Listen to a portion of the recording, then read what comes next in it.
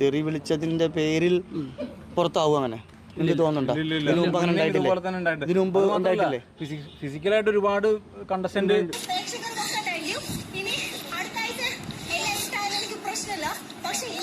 Big Boss Malayalam season 7 അപ്പാനിയുടെ eviction സത്യം പറഞ്ഞാൽ ഇപ്പൊ കോൺട്രവേഴ്ഷ്യൽ ആയിട്ട് അത്യാവശ്യം ചർച്ചാ വിഷയമായിക്കൊണ്ടിരിക്കുന്ന ഒരു ടോപ്പിക് തന്നെയാണ് അപ്പാനി ശരത്ത്.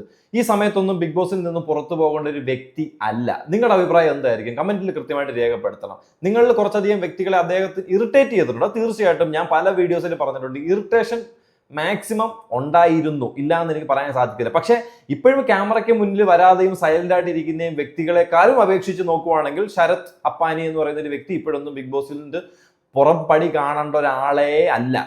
പക്ഷെ ഇതെങ്ങനെ സംഭവിച്ചു? ഒരു തെറി പറഞ്ഞതിന്റെ ആവശ്യമായിട്ടോ അല്ല അതിന്റെ കാര്യമായിട്ടാണോ ഈ അപ്പാനിക്ക് ഇത്തരത്തിലൊരു എവിക്ഷൻ ഇപ്പൊ നേരിടേണ്ടി വന്നിരിക്കുന്നത്? എനിക്ക് തോന്നുന്നില്ല. ആ ഒരു കാര്യമാണെന്നുണ്ടെങ്കിൽ ബിഗ് ബോസ് ചരിത്രം എടുത്ത് നോക്കിക്കഴിഞ്ഞാൽ ഇതുപോലെ തന്നെ തെറി വിളിച്ചിട്ടുള്ള ഇഷ്ടക്കണക്കിന് ആൾക്കാർ ബിഗ് ബോസിനകത്തുണ്ട്. ഫിംഗർ കാണിച്ചിട്ടുള്ള വ്യക്തികൾ വരെ ഇതിനകത്തുണ്ട്. അത്രയും കോൺട്രവേഴ്ഷ്യൽ ഇഷ്യൂ, പുറത്തെ കാര്യങ്ങൾ വരെ ബിഗ് ബോസിനുള്ളിൽ ചർച്ചാ വിഷയമാക്കി അതിനെ തുടർന്ന് മാപ്പ് വരെ കേട്ടിട്ടുള്ള വ്യക്തികളുണ്ട്. അപ്പൊ അത്തരത്തിലൊരു മാപ്പ് പോലും പറയിപ്പിക്കാതെ അല്ലെങ്കിൽ പൊറുക്കാൻ പറ്റാത്ത കുറ്റമാണ് ചെയ്തെന്ന രീതിയിൽ അപ്പാനി ശരത്തിനെ എവിക്ഷൻ പ്രോസസ്സിലൂടെ പുറത്തേക്ക് കൊണ്ടുവന്നതൊന്നും എനിക്ക് വിശ്വസിക്കാൻ കഴിയുന്നില്ല. ആ ഒരു എവിക്ഷൻ എന്ന് പറയുന്നത് എനിക്ക് അത്രയും നല്ലതായിട്ട് എനിക്ക് ഫീൽ ചെയ്യുന്നില്ല. പക്ഷെ ഈ ഒരു എവിക്ഷൻ പ്രോസസ്സുമായിട്ട് ബന്ധപ്പെട്ടിട്ട് മസ്താനി കാണിച്ചു കൂട്ടിയ കാര്യങ്ങൾ നിങ്ങൾ കണ്ടു കാണുമോ? അതെല്ലാം ഞാൻ ഇന്നത്തെ എൻ്റെ വീഡിയോയിൽ കൃത്യമായിട്ട് ഉൾപ്പെടുത്തുന്നതായിരിക്കും. അതിനുശേഷം അപ്പാനി പുറത്തു വന്നതിന് ശേഷമുള്ള അദ്ദേഹത്തിന്റെ പ്രതികരണവും. ഇതുവരെ നമ്മൾ കാണാത്ത ലാലേട്ടനെ ആയിരിക്കും ചിലപ്പം കഴിഞ്ഞ ദിവസം കണ്ടത്. അതായത് നിർത്തി പൊരിക്കുന്നത് കണ്ട അനുമോളെ. ഞാൻ ഉള്ള ഒരു കാര്യം പറയാം, അനുമോളാണ് ഈ ബിഗ് ബോസ് ഹൗസിലെ ഏറ്റവും സ്ട്രോങ്ങസ്റ്റ് കണ്ടസ്റ്റന്റ് എന്ന് എനിക്ക് പറയാൻ സാധിക്കും. കാരണം ലാലേട്ടന്റെ സംസാര ശൈലി എന്ന് വെച്ച് കഴിഞ്ഞാൽ ഇതുവരെ നമ്മൾ കാണാത്ത, നമ്മളുടെ മനസ്സിലുള്ള ലാലേട്ടന്റെ ഓരോ ക്യാരക്ടറുകളുണ്ട് അല്ലെ, ഓരോ സിനിമകളുണ്ട്, അതിനെയെല്ലാം അപ്പാടെ തകിടം മറിച്ചുകൊണ്ട് ഒരു കോളേജ് പ്രിൻസിപ്പൾ ഒരു സ്റ്റുഡന്റിനെ എങ്ങനെ പിടിച്ചു നിർത്തി ചോദ്യം ചെയ്യുന്നു അല്ലെ, ആ ലെവലിൽ ഇറങ്ങി നിന്ന് അദ്ദേഹം സംസാരിച്ചിട്ടുണ്ട്.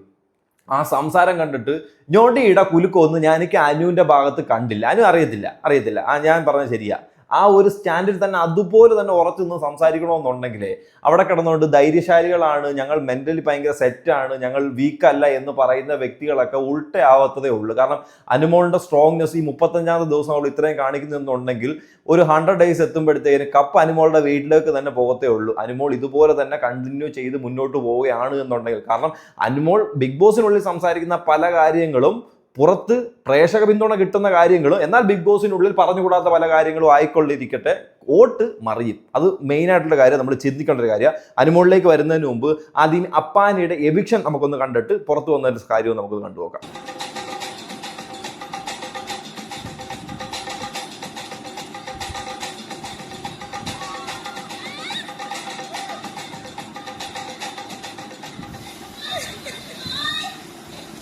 മസ്താനി കണ്ടല്ലോ ഓടിപ്പോയി ടാറ്റ കൊടുക്കുന്നത്. മറ്റുള്ളവരെല്ലാം അവരുടെ ഇത്രയും ദിവസം കൂടെ ജീവിച്ച ഒരാളല്ലേ, കൂടെ ജീവിച്ച ഒരാൾ പുറത്തോട്ട് പോകുമ്പോഴത്തേന് അതിൻ്റെതായ ബുദ്ധിമുട്ടുകളും അതിൻ്റെതായ മാനസികമായിട്ടുള്ള സ്ട്രെസ്സുകളൊക്കെ കാണും. അതെല്ലാം ബാക്കിയുള്ള എല്ലാ കണ്ടസ്റ്റൻസും പ്രതികരിക്കുന്നുണ്ട് അല്ലെങ്കിൽ കാണിക്കുന്നുണ്ട്. ഈ വൈൽഡ് കാർഡായിട്ട് വന്നിട്ടുള്ള ബാക്കി 4 പേരും ആ ഒരു വിഷയത്തിൽ അത്യാവശ്യം ഇറിറ്റേറ്റഡ് ആയിട്ട് തന്നെ നിൽക്കുന്നത്. പക്ഷെ മസ്താനി അങ്ങനെയൊന്നുമല്ല. മസ്താനിയെ സംബന്ധിച്ച് മസ്താനിയെ ചീത്ത വിളിച്ചോ പുറത്തുപോയി എന്നുള്ള ഒറ്റ മെന്റാലിറ്റി നിൽക്കുക. പൊന്നുമോളെ, അടുത്ത ചേട്ട് നിനക്ക് തന്നെ ആയിരിക്കും വീഴുന്നത്. കൈയടിക്കുന്നു.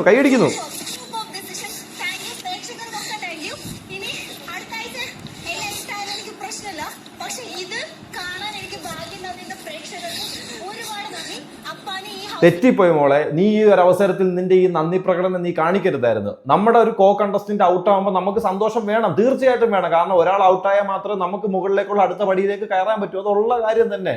പക്ഷേ ഇത് ഇത്തരത്തിലൊരു പ്ലാറ്റ്ഫോമിൽ നിങ്ങൾ പ്രതികരിക്കുമ്പോഴത്തേക്കിന് നിങ്ങളുടെ വിലയായിരിക്കും അവിടെ ഇടിയുന്നത്. ഇത് കാണുന്ന ജനങ്ങൾ നിങ്ങളെ എന്തായിരിക്കും ചിന്തിക്കുന്നത്? നിങ്ങൾക്ക് നാളെ ഒരു വോട്ട് തരണമെന്ന് വിചാരിക്കുന്നവർ ഇവിടെ ഈ പോക്കൃത്തരം കാണിച്ചവളേക്ക് നാളെ എന്താണ് ഞാൻ വോട്ട് കൊടുക്കുന്നത് എന്ന ചിന്താഗതിയിലേക്ക് മാറാൻ വളരെയധികം ചാൻസ് കൂടിയ ഒരു ആക്ടാണ് നീ ഇപ്പോൾ കാണിച്ചത്. ആക്ട് എന്ന് മാത്രമല്ല, ഇത് ഈ ഒരു അനവസരത്തിലാണ് നീ കാണിച്ചു വെച്ചിരിക്കുന്നത്.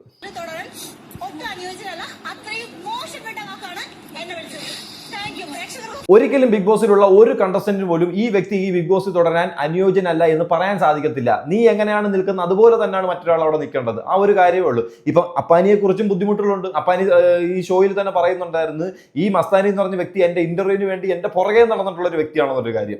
ഇവൻ ഈ ഒരു സിനിമ ഫീൽഡ്, സിനിമാ നടനാണ്, മറ്റേ അങ്കമാലി ഡയറീസിലെ വില്ലനാണ് എന്ന രീതിയിലുള്ള ഒരു ഹെഡ് വെയിറ്റ് തീർച്ചയായിട്ടും ഉണ്ടായിരുന്നത്. പല കാര്യങ്ങളും ഞങ്ങൾ കലാകാരന്മാർ എന്ന രീതിയിൽ എടുത്തൊരു കലാകാരന്മാർ ഒരു പ്രത്യേകിച്ച് കോർണർ ചെയ്തു വന്ന അല്ലെങ്കിൽ കലാകാരന്മാരെ പ്രതിനിധീകരിച്ചാണ് ശരത് അപ്പാനി വന്ന രീതിയിലുള്ള പല ടോക്കുകളും ബിഗ് ബോസിനിടയിൽ ഉണ്ടായിരുന്നു. പക്ഷേ അതൊന്നും ഈ ഷോയെ ബന്ധപ്പെടുന്ന ഒരു കാര്യമല്ല. കാരണം അവിടെ നിൽക്കുന്ന 20 21 ആൾക്കാരാണെങ്കിലും നിങ്ങളെല്ലാം ബിഗ് ബോസിന്റെ മത്സരാർത്ഥികളാണ്. അതിനകത്ത് ഏറ്റക്കുറച്ചുകളില്ല, വലിപ്പമില്ല. ചിലപ്പോൾ നിങ്ങൾക്ക് കിട്ടുന്ന റെമ്യൂണറേഷനകത്ത് ചില വ്യത്യാസങ്ങൾ കാണും, അത് നിങ്ങളുടെ മാർക്കറ്റിംഗ് ബന്ധപ്പെട്ട്. പക്ഷേ നിങ്ങൾക്ക് വീഴാൻ പോകുന്ന ഓട്ടും, നിങ്ങൾ സംസാരിക്കാൻ പോകുന്ന കാര്യവും, നിങ്ങൾ കഴിക്കാൻ പോകുന്ന കാര്യവും, നിങ്ങൾ ഉറങ്ങാൻ പോകുന്ന കാര്യങ്ങളും എല്ലാം ഒരേ കാര്യം തന്നെയല്ലേ, ഒരേ സ്ഥലത്ത് തന്നെയല്ലേ? അപ്പോൾ പിന്നെ അതിനിടയിൽ ഒരു ഏറ്റക്കുറച്ചിൽ കൊണ്ടുവരുന്നത്. എനിക്ക് ശരത്തിനെ സംബന്ധിച്ച് ഒരു നെഗറ്റീവ് തോന്നിയ കുറച്ച് കാര്യങ്ങൾ ഇതും പിന്നെ ഈ പറയുന്നത് ഇറിറ്റേഷനുമായിരുന്നു. പക്ഷേ ഇതൊന്നും ഒരു മത്സരാർത്ഥി ഔട്ടായി പോകുമ്പോൾ ഇവർ ഈ രീതി ചിന്തിക്കേണ്ട കാര്യമല്ല.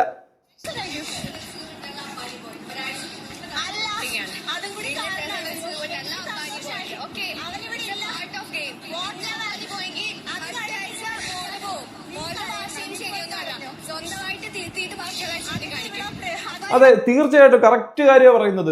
മോളുടെ ഭാഗത്ത് ശരിയൊന്നുമല്ല. മോൾ അവിടെ നിന്ന് ഇങ്ങോട്ട് വന്നിട്ട് കഴിഞ്ഞ ദിവസം എടുത്ത് ഇന്റർവ്യൂവിന്റെ കഥ വരെ ബിഗ് ബോസിൽ കിടന്ന് പറഞ്ഞൊരു പെണ്ണ.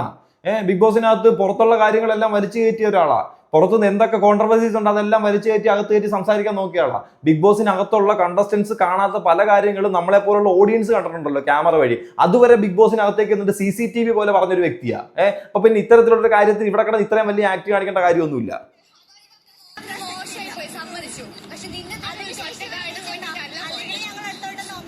തീർച്ചയായിട്ടും നല്ലൊരു പ്രതികരണം കാഴ്ചവെച്ചത്. കാരണം അത് കാണുന്ന ജനങ്ങൾക്ക് ഇച്ചിരിയൂടെ കൺവിൻസ് ആവണം. കാരണം ഇത് ഈ ഒരു ആക്ട് കണ്ടിട്ട് കണ്ടോ എന്തായാലും മസ്താനി രക്ഷപ്പെട്ടു എന്ന രീതിയിലുള്ള ചിന്താഗതിയിലേക്ക് വരാതെ മസ്താനിയുടെ ഭാഗത്തും തെറ്റുണ്ട് എന്ന് ആ അവസരത്തിൽ തന്നെ കാണിച്ചതും ആ അവസരത്തിൽ പറയാൻ സാധിച്ച സത്യം പറഞ്ഞാൽ വളരെ നല്ലൊരു കാര്യമായിട്ടാണ് എനിക്ക് പേഴ്സണലി ഫീൽ ചെയ്ത കാര്യം. ഇനി ബിഗ് ബോസിൽ നിന്ന് പുറത്തേക്ക് വന്ന അപ്പാനിയുടെ ഒരു വട്ടം പോലും കാണാത്ത ഇത്രയും ആൾക്കാർ അവിടെ ഇപ്പോൾ നിലവിൽ നിൽക്കുന്നുണ്ട്. അപ്പം അത് നിങ്ങളൊന്ന് ആലോചിച്ച് നോക്കുക, എന്തായിരിക്കും, എങ്ങനെയായിരിക്കും, എന്താണെന്ന് സംഭവം എനിക്കും പിടുത്തം കിട്ടിയിട്ടില്ല. ഇന്നലെ ഞാൻ എവിക്ഷനായി പുറത്തിറങ്ങി ഈ നിമിഷം വരെ എനിക്കും പിടികിട്ടിട്ടില്ല എന്ത് കാരണം. ഇതുപോലൊരു എവിക്ഷൻ എനിക്ക് ഫീൽ ചെയ്തിട്ടുള്ളത് അഖിൽമാരാറുടെ സീസണിൽ സാഗറിനായിരുന്നു. സാഗർ പുറത്തായപ്പോഴത്തേക്കും സത്യം പറഞ്ഞാൽ ഞാൻ ആലോചിച്ചു അയ്യോ എന്തുകൊണ്ടാണ്. പക്ഷെ എനിക്ക് വിഷ്ണു പുറത്തായപ്പോൾ എനിക്ക് അങ്ങനെ തോന്നിയില്ല. കാരണം വിഷ്ണു ആ വീക്ക് ഒന്നും ചെയ്തിട്ടില്ലായിരുന്നു.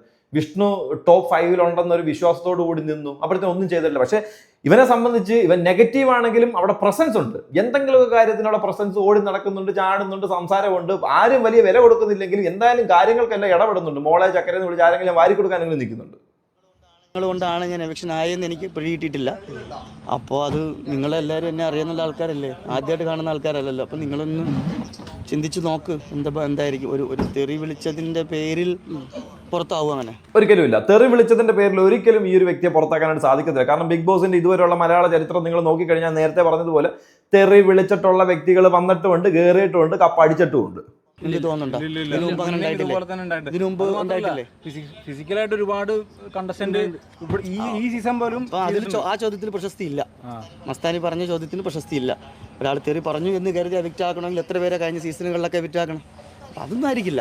അനുമോളൻ ഈ സീസണിൽ ഒരുപാട് പേരെ ഫിസിക്കലായിട്ട് പ്രശ്നങ്ങൾ ഉണ്ടാക്കിയിട്ടുണ്ട്. അപ്പൊ അനുമോൾക്കെതിരെ ഇതുപോലെ നടപടികളൊന്നും ഉണ്ടായിട്ടില്ല. അപ്പൊ ബിഗ് ബോസിന് അനുമോളോട് തീർച്ചയായിട്ടും ബിഗ് ബോസ് ചൂണ്ടിക്കാണിച്ചത് തെറ്റാണെന്നാണ് ലാലേട്ടൻ പറയുന്നത്. അതായത് അനുമോളുടെ കോൺട്രവേഴ്സി ഞാൻ ആ വീഡിയോയിലേക്ക് വരുന്നുണ്ട്. അതൊരു തെറ്റായ ആക്ട് ആണ്, അത് ഒരിക്കലും അംഗീകരിക്കാൻ പറ്റാത്ത ഒരു കാര്യമാണ് എന്ന രീതിയിൽ ചൂണ്ടിക്കാണിക്കുമ്പം ഇത്തരത്തിൽ ഈ ഒരു കാര്യത്തിന് ഈ രീതിയിൽ ഔട്ടാക്കേണ്ട അവസ്ഥ ഉണ്ടായിരുന്നോ? അങ്ങനൊന്നും എനിക്ക് പറയാൻ സാധിക്കില്ല. കാര്യം ഞാൻ നന്നായിട്ട് ഗെയിം ചെയ്യാനുള്ള എൻ്റെ വളരെ ശ്രദ്ധയോടുകൂടി വളരെ സിൻസിയറായിട്ട് തന്നെയാണ് ഞാൻ ഗെയിമിൽ നിന്നിട്ടുള്ളത് 100%. ഇപ്പോൾ ഇത്രയും ദിവസം കഴിഞ്ഞ് ഇറങ്ങുമ്പോഴും ഞാൻ ഹാപ്പി ആയിട്ട് തന്നെയാണ് ഇറങ്ങുന്നത്. തീർച്ചയായിട്ടും എന്തായാലും ഒരു അൺഎക്സ്പെക്ടഡ് ആയിട്ടുള്ള വിഷയം തന്നെ ആയിരുന്നു. ഇനിയിപ്പോൾ എന്തായാലും തിരിച്ചു പോകൊന്നും കാണത്തില്ല. ഇനി 100 ദിവസം ആകുമ്പോഴത്തേക്കും ഇവരുടെ കൂട്ടത്തിൽ മറ്റൊരു കോ കണ്ടസ്റ്റന്റ് ആയിട്ട് അങ്ങോട്ട് വരുന്നതായിരിക്കും നമുക്ക് കാണാൻ സാധിക്കുന്നത്. ഇനി ഇതുമായിട്ട് സമാനത വെക്കാൻ പറ്റുന്നത് അല്ലെങ്കിൽ ഇതിനെക്കാട്ടിലും മുകളിൽ വെക്കാൻ പറ്റുന്ന ഒരു പ്രശ്നമായിരിക്കാം ചിലപ്പം അനുമോളുടെ ഭാഗത്തു നിന്നും ബിഗ് ബോസിന്റെ സൈഡിൽ നിന്ന് ലാലേട്ടൻ സഹിതം അനുമോൾക്ക് പറഞ്ഞു കൊടുത്തതും അനുമോളെ നിർത്തി ഫയർ ചെയ്യുന്ന ഒരു കാര്യവും അത് ഇതിനെക്കാട്ടിലും മുകളിൽ വരുന്ന ഒരു കാര്യം. അതും കൂടെ നമുക്ക് നോക്കാം. ഏതാണ്ട് 5-6 മണിക്കൂർ ഞങ്ങൾ ഇത് മുഴുവൻ ഇവിടെ നിന്ന് ആൾക്കാരെ കിടന്നു. ഇത് 19 പേര് ജോലി ചെയ്യുന്ന ഒരു സ്ഥാപനമാണ്. ഇത് നിങ്ങളെ ഒരു ശ്വാസം വിട്ടാൽ പോലും ഞങ്ങൾക്കറിയാം. ഞങ്ങൾ ആരും കാണാത്തൊരു കാര്യം അനുമോൾ എങ്ങനെയാണ് കാണുന്നത്? അത് എനിക്കറിയില്ലെന്നങ്ങനെ പറഞ്ഞാൽ അതാണ് ആൻസർ. അതങ്ങനെ അറിയില്ലെന്ന് പറയുന്ന തോന്നിയാസം പറഞ്ഞിട്ട് തീർച്ചയായിട്ടും ലാലേട്ടന്റെ ഇതുവരെ ഇല്ലാത്തൊരു രീതിയല്ലേ തോന്നിവാസം പറയുന്നതെന്നല്ലേ ചോദിക്കും. ഞാൻ ഇതുവരെ ലാലേട്ടൻ ഇങ്ങനെ സംസാരിക്കുന്നത് ഞാൻ കേട്ടിട്ടില്ല. അത് ഞാൻ പറഞ്ഞില്ലേ, ഒരു അധ്യാപകനോ അല്ലെങ്കിൽ ഒരു രക്ഷകർത്താവോ ഗുരുവോ ഒരു ഏറ്റവും വലിയ കുറ്റം ചെയ്ത തന്റെ ശിഷ്യനെയോ അല്ലെങ്കിൽ മകനെയോ പിടിച്ചു നിർത്തി അടിക്കുന്നതിന് തൊട്ട് നമ്മളുള്ള ഒരു ഫൈനൽ ഫയർ ഉണ്ടല്ലോ, ആ ഫയർ എനിക്കിവിടെ കാണാൻ സാധിച്ചത്. പക്ഷെ ഇത്രയും ലാലേട്ടൻ ഫ്രസ്ട്രേറ്റഡ് ആയിട്ട് കിടന്ന് ഫയർ ചെയ്യുമ്പോഴത്തേന് അനുമോളുടെ സൈഡിൽ നിന്നുള്ള പ്രതികരണം വളരെ സിമ്പിൾ. ലാലേട്ടൻ ഞാനത് കണ്ടില്ല, ഞാനത് അറിഞ്ഞില്ല, ഞാനത് സിമ്പിളായിട്ട് ലാലേട്ടാ. ആ ഒരു പ്രതികരണ ശൈലി സത്യം പറഞ്ഞാൽ എനിക്ക് വളരെയധികം ഇഷ്ടപ്പെട്ടു കേട്ടോ. അനുമോൾ കണ്ട കാര്യം എന്ന് പറഞ്ഞാൽ ഞങ്ങൾ ആരും കാണാത്തൊരു കാര്യം നിങ്ങൾ മാത്രം കണ്ടു എന്ന് പറഞ്ഞാൽ ഞങ്ങൾ അങ്ങനെ വിശ്വസിക്കും. ലാലേട്ടാ, എനിക്ക് കിടക്കുന്ന എന്റെ ബെഡിന്റെ അവിടെ നിന്ന് എനിക്ക് കിടക്കുമ്പോൾ നന്നായിട്ട് കാണാൻ പറ്റും. എനിക്കതറിയാം. നമുക്ക് വളരെ സീരിയസ് ആയിട്ട് ആലോചിക്കേണ്ട കാര്യമാണ്. അനുമോൾ കണ്ടു എന്ന് പറയുന്നു, ഞങ്ങൾ ആരും കാണാത്തൊരു കാര്യം. ഇതെന്താണത്? എന്താണ് തീർച്ചയായിട്ടും ഇതിപ്പോ സീരിയസ് ആയിട്ട് അന്വേഷിക്കേണ്ട കാര്യമാണെന്ന് വെച്ച് കഴിഞ്ഞാൽ ഈ ഒരു സീസണിൽ അല്ലെങ്കിൽ ആ ഒരു സമയത്ത് തന്നെ ഇതൊരു സീരിയസ് ആയിട്ട് അന്വേഷിച്ച് അവസാനിപ്പിക്കേണ്ട കാര്യം. ഇനി ഇത് വെച്ച് നീട്ടിക്കൊണ്ടുപോയിട്ട് അല്ലെങ്കിൽ ചിലപ്പോൾ ഈ ഒരു എപ്പിസോഡിൽ കാണിച്ചേക്കാം, അല്ലെങ്കിൽ അടുത്ത വീക്കിലേക്ക് ഇത് കൊണ്ടുവരും. ഇതിവിടെ കഴിയണം, ഇതിവിടെ കഴിഞ്ഞ് ഇതിന്റെ തീരുമാനം ഇവിടുന്ന് എടുത്ത് പോകണം. പക്ഷെ എനിക്ക് ഇതിനകത്ത് ഈ ശരത്തിന്റെ ഒരു എവിക്ഷനകത്ത് ജസ്റ്റ് ഒരു ചീത്ത വിളിച്ച കാര്യമായിട്ടോ അതൊരു അൺഫെയർ ആയിട്ട് തന്നെയാണ് നിലവിൽ എനിക്ക് ഫീൽ ചെയ്യുന്നത്. കാരണം ശരത്ത് ഇപ്പോൾ ഔട്ട് ആവേണ്ട ഒരാളല്ല, കുറച്ചും കൂടെ പോകണം. അവിടെ ഔട്ടായാലും നമുക്ക് ആർക്കും വലിയ ബുദ്ധിമുട്ടില്ലാത്ത ഒരുപാടധികം കോണ്ടസ്റ്റൻസ് നിലവിലുണ്ട്. അപ്പോൾ അവരിയ്ക്കുമ്പോഴത്തേന് ശരത്ത് പുറത്തേക്ക് പോയതിനോട് എനിക്ക് വലിയ യോജിപ്പില്ല. പിന്നെ അനുമോളുടെ ഈ ഒരു കറേജ്, സത്യം പറഞ്ഞാൽ ഞാൻ ആദ്യമേ പറഞ്ഞല്ലോ, ഇത് അത്യാവശ്യം സ്ട്രോങ്ങസ്റ്റ് സാധനമാണ്. ഈ സാധനം എന്താ ഈ കടമ്പ അങ്ങോട്ട് കടന്നു കഴിഞ്ഞ്, അതായത് ഈ പറഞ്ഞിട്ടുള്ള ഈ ഒരു അലിഗേഷന്റെ കടമ്പ അങ്ങോട്ട് കഴിഞ്ഞ് നെക്സ്റ്റ് വീക്ക് തൊട്ട് ഈ ഒരു കാര്യത്തെ പിന്നെ ഡിസ്കസ് ചെയ്യരുതെന്ന് വരെ എന്തായാലും ബിഗ് ബോസ് പറയും. അതങ്ങോട്ട് കഴിഞ്ഞ് കയറി പോകുമ്പോഴത്തേന് അനുമോൾ സ്ട്രോങ്ങസ്റ്റ് കണ്ടസ്റ്റന്റിലേക്ക് മാറിയിരിക്കും. കാരണം നമ്മളെ ഓരോ ഇഷ്യൂസും ഓരോ കാര്യങ്ങളായിരിക്കും നമ്മളെ സ്ട്രോങ് ആക്കിക്കൊണ്ടിരിക്കുന്നത്. അപ്പോൾ എനിക്ക് തോന്നുന്നു അനുമോള് ഈ ഒരു ഷോയ്ക്കകത്ത് ഫേസ് ചെയ്ത ഏറ്റവും വലിയ കാര്യം ലാലേട്ടൻ്റെ കയ്യിൽ നിന്ന് ഇത്രയും വലിയ സ്ട്രോങ്ങസ്റ്റ് ആയിട്ടുള്ള ഒരു ഫയർ തന്നെയായിരിക്കും. ഇത് തന്നെയായിരിക്കും ഇനി ആ പെണ്ണിന് മുകളിലേക്ക് കയറി പോകാനുള്ളൊരു കാര്യം. കാരണം അനുമോളിനെ സംബന്ധിച്ച് നമ്മൾ കണ്ടിട്ടുള്ള കോമാളിത്തരങ്ങളും അല്ലെങ്കിൽ കുറേ മണ്ടത്തരങ്ങളൊക്കെ മാത്രം പറഞ്ഞുകൊണ്ട് പല ചാനലുകളിലും ഒക്കെ ആയിട്ട് നിന്ന് അവരുടേതായ ജീവിതമാർഗം എന്ന രീതി ചെയ്തുകൊണ്ടിരിക്കുന്ന കുറച്ച് കാര്യങ്ങൾ. പക്ഷെ അതിൽ നിന്ന് വ്യത്യസ്തമായിട്ടുള്ള അനുമോളെ കാണാൻ സാധിച്ചപ്പോഴത്തേക്കിനും അനുമോൾ ഇവിടെ നിൽക്കുന്ന ഒരാളല്ല, ഇനി മുകളിലേക്ക് കയറി പോകാൻ വളരെ ചാൻസ് കൂടുതലുള്ള ഒരാളെന്നുള്ള കാര്യം കൺഫേം ആയിട്ടുണ്ട്.